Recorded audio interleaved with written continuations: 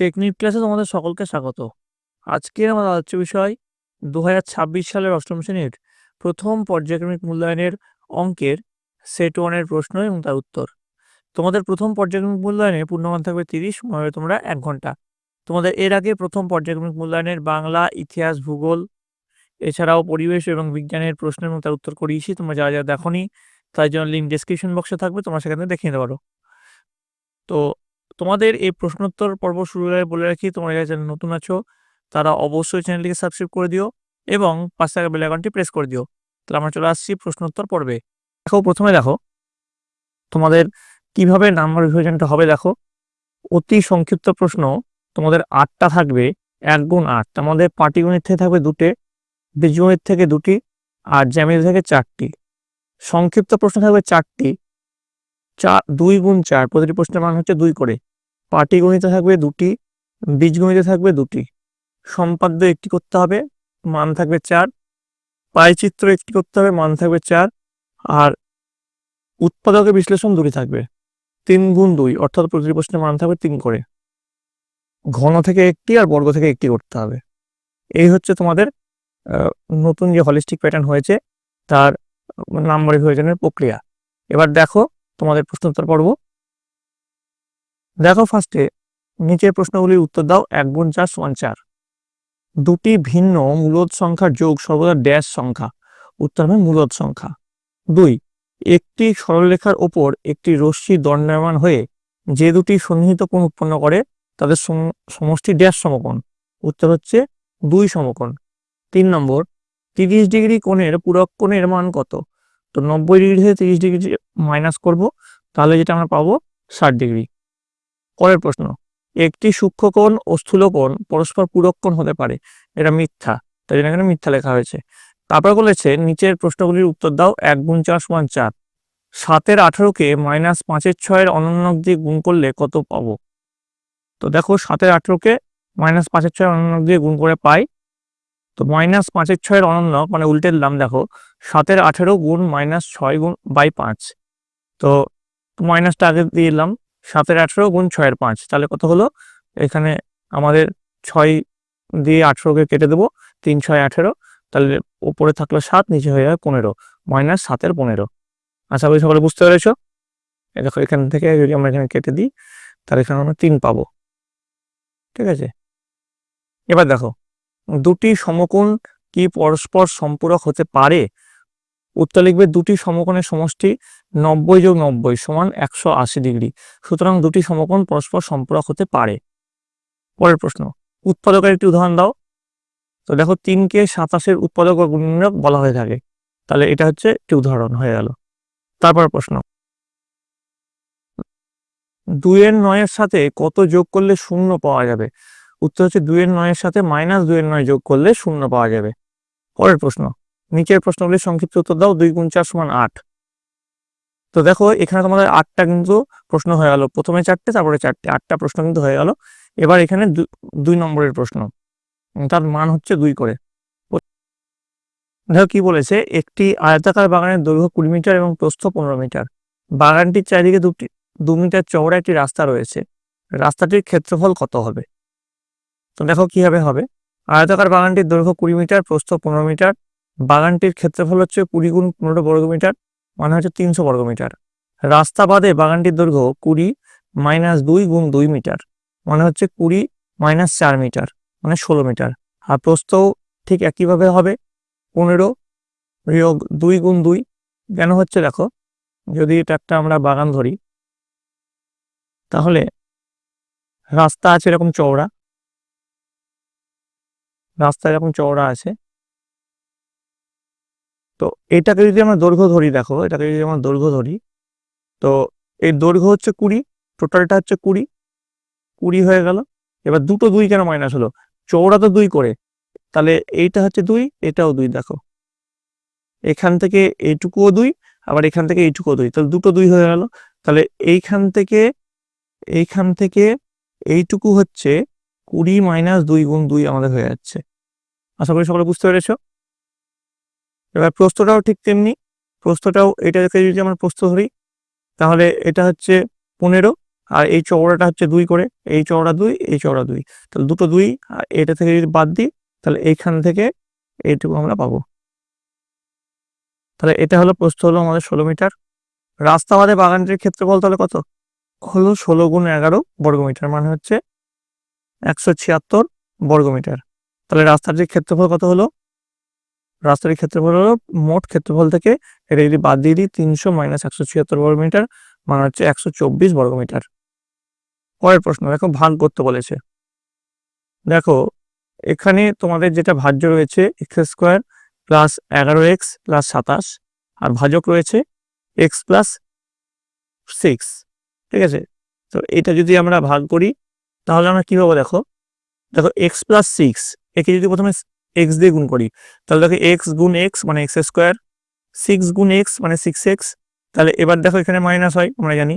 এবার x square থেকে x square কেটে গেল, 11x থেকে 6x যদি বাদ দিই তাহলে পাবো আমরা 5x, ঠিক আছে? এবার উপর থেকে প্লাস 27 নামালাম।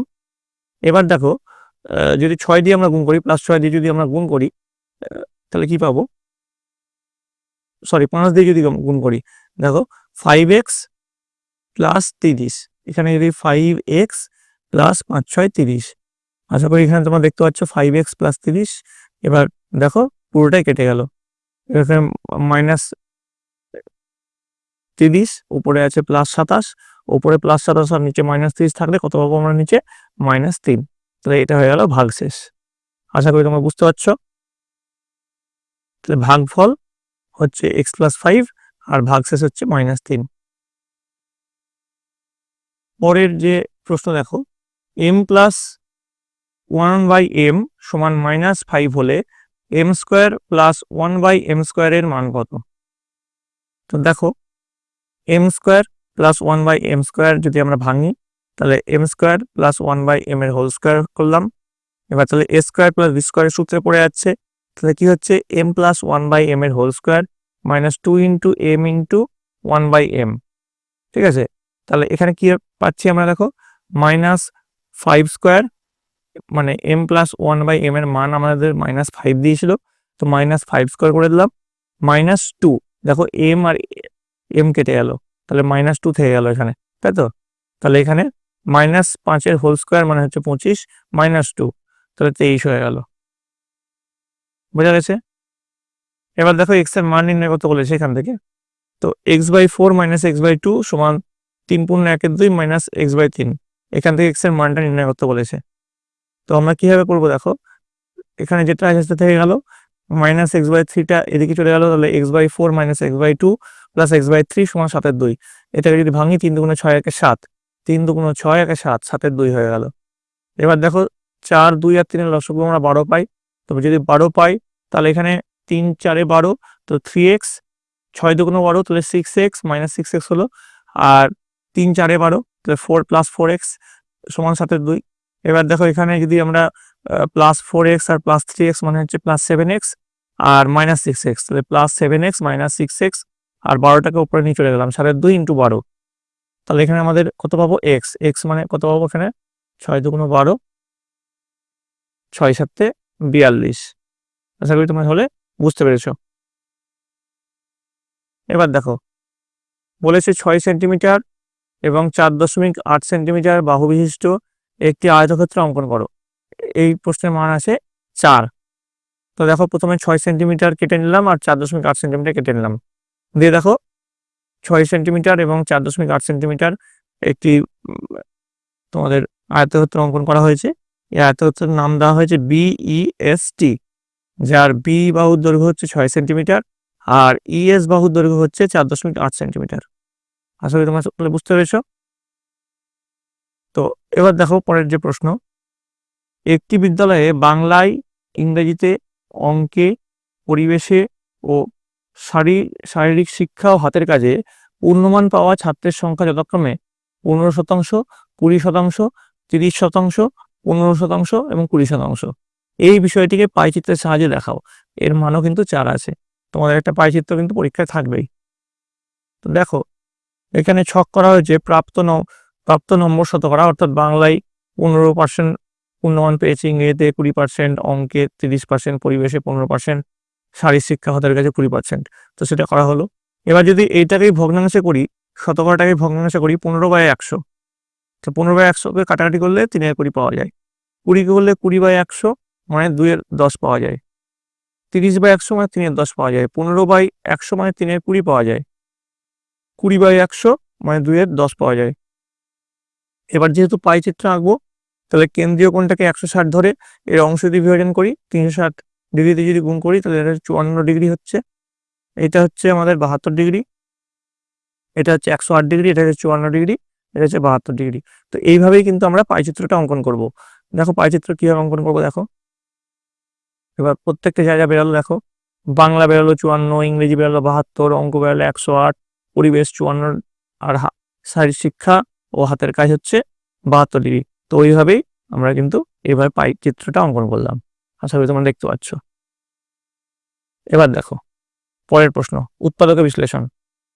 আশা করি তোমরা দেখতে পাচ্ছ। দেখো 64a(x² minus 49a into x minus 2y এর হোল স্কোয়ার।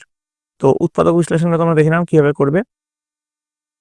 প্রথমে এ কমন নেবে, এখানে দেখো এ যদি কমন নাও তাহলে 64x² পড়ে থাকছে, মাইনাস 49কে 7 স্কোয়ার তোমরা লিখতেই পারো, আর এটা তো বাইরে কমন নিয়ে নিয়েছো, তাহলে এক্স মাইনাস 2y এর হোল স্কোয়ার। এবার দেখো এ আছে, এবার 64x²কে 8x এর হোল স্কোয়ার লিখতে পারো, কারণ হচ্ছে 8 64, 8 স্কোয়ার হচ্ছে 64, তাহলে 8x এর হোল স্কোয়ার মাইনাস, এবার দেখো এখানে যেমন 7 স্কোয়ার আছে আর এখানে স্কোয়ার আছে, এবার দুটো স্কোয়ারকে যদি আমরা একসঙ্গে মিশিয়ে দিই, অর্থাৎ 7টাকে যদি ঢুকিয়ে দিই, তাহলে এখানে 7x মাইনাস 7 × 14y, তাহলে এটা হোল স্কোয়ার হয়ে গেল। এবার দেখো এ দিয়ে এটা এ স্কোয়ার মাইনাস বি স্কোয়ারের সূত্রে পড়ে যাবে, তাহলে এ প্লাস বি, এটা যদি এ ধরি এটাকে যদি বি ধরি, তাহলে এ plus B A minus B. তো এখানে তাই করা হয়েছে এ plus B A minus B. তো এখানে প্লাস বি করে আমরা ব্র্যাকেটটা উঠিয়ে দিলাম। তো মাইনাস বি করে দেখো 8x মাইনাস 7x আর মাইনাস 14y আছে, বাইরে মাইনাস আছে, তাহলে প্লাস 14y হয়ে গেল। তো এবার দেখো কি আছে, এ 8x প্লাস 7x আকার সাথে 15x হয়ে গেল, মাইনাস 14y, আর এখানে কত হলো 8x থেকে 7x যদি 7x যদি বাদ দিই তাহলে পাবো হচ্ছে x প্লাস 14y। তাহলে এটাই হয়ে গেল আমাদের উৎপাদক বিশ্লেষণের উত্তর। এবার দেখো পরেরটা দেখো কি আছে, x³ plus 3x² plus 3xy² plus 2y³ এটাকে আমাদের উৎপাদকে বিশ্লেষণ করতে হবে। তো দেখো এখানে আমরা কি করলাম, এখানে আমরা ফার্স্টে 2y³ যেটা আছে সেখানে তাকে আমরা দেখো y³ প্লাস y³ ভেঙে নিলাম, তাহলে x³ plus 3x² plus 3xy² plus y³ এটা দেখো x প্লাস y এর হোল কিউবের ফর্মুলা পড়ে গেল, আর প্লাস y³ যেমন আছে তেমন থেকে গেল। এবার তারপরে কি হলো, এখানে আমরা a³ প্লাস b³ এর সূত্রে আমরা পেয়ে যাচ্ছি এটাকে, তাহলে a এটা হচ্ছে a, এটা হচ্ছে b, এটা হচ্ছে গোড়াটাকে a ধরবো, এটাকে b ধরবো, তাহলে a প্লাস b তারপর into a² minus ab plus b², ঠিক আছে, এই সূত্রে আমরা পেয়ে গেলাম। এবার দেখো তাহলে এখানে কি হলো, x প্লাস দুটো y আছে মানে 2y, এবার x প্লাস y এর হোল স্কোয়ারকে ভেঙে নিলাম মানে a প্লাস b এর হোল স্কোয়ার সূত্রে, তাহলে x² plus 2xy plus y², এবার y দিয়ে x প্লাস y কে গুণ করলাম, তাহলে xy মাইনাস y², কেন মাইনাস হলো, এখানে বাইরে কিন্তু মাইনাস আছে, minus xy minus y² plus y² এখানে হয়ে গেল, তাহলে এই দুটো কেটে যাবে। এবার দেখো এই দুটো যদি কেটে দিই, এটা কেটে দিলাম, তাহলে এখানে 2xy আছে মাইনাস xy আছে, তাহলে এখানে শুধু থেকে প্লাস xy, আর এখানে x² থেকে গেল, এখানে y² থেকে গেল, আর এখানে x প্লাস 2y যেমন আছে তেমন থেকে গেল। তো এটা হচ্ছে এর উত্তর। তো এই গেল তোমাদের অষ্টম শ্রেণীর প্রথম পর্যায়ক্রমিক মূল্যায়নের হলিস্টিক প্যাটার্ন অনুযায়ী সেট 1-এর প্রশ্ন এবং তার উত্তর। তোমার যে এই প্রশ্নে হুবহু আসবে তার কোনো মানে নেই, তোমাদের যেহেতু এবার হলিস্টিক প্যাটার্ন হবে সে ব্যাপারটা তোমাদের কাছে নতুন, তার জন্য কি রকম ভাবে প্রশ্ন আসতে পারে তার একটা নমুনা প্রশ্ন আমি রাখলাম। তোমাদের এরকম অঙ্কের আরো 5 থেকে 6টা সেটের প্রশ্ন উত্তর নিয়ে আসবো।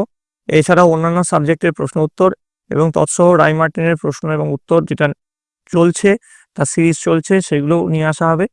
তো কোনটা সাবজেক্ট তোমরা আগে চাও সেটা অবশ্যই তোমরা কমেন্টে জানাবে। কমেন্টে তোমাদের স্কুলের নাম এবং কে কোন জেলা থেকে দেখছো সেটা লিখতে কিন্তু ভুলবে না। তো সকলে তোমরা মন দিয়ে ভালোভাবে পড়াশোনা করো এবং সর্বোপরি তোমরা তোমাদের বইটা খুঁটিয়ে পড়ো, তাহলে দেখবে তোমাদের পরীক্ষায় সাফল্য নিশ্চিত। তোমরা সকলে মন দিয়ে ভালো করে পড়াশোনা করো, তোমরা ভালো থাকো, সুস্থ থাকো।